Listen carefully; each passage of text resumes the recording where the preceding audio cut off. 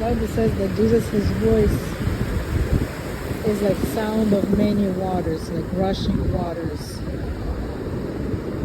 And I think many of us have found waterfalls or waves crashing or even the river sounds very, very calming.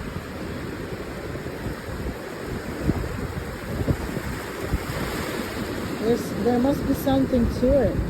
There must be something to it, some sort of connection.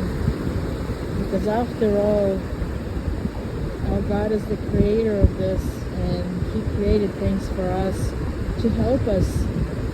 He knows how we are made. He knows the challenges we face, the difficulties in life. And He created so many beautiful things to aid us and to help us along in those moments. And He created the sound of the waters just like the sound of God, like His voice. Isn't that amazing? He thought of everything. And every time when I hear these waters, I imagine that this is how His voice sounds.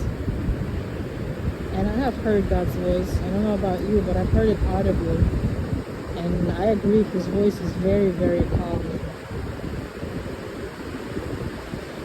I'm just soaking this beautiful sight. So grateful, so amazed by the God that we have.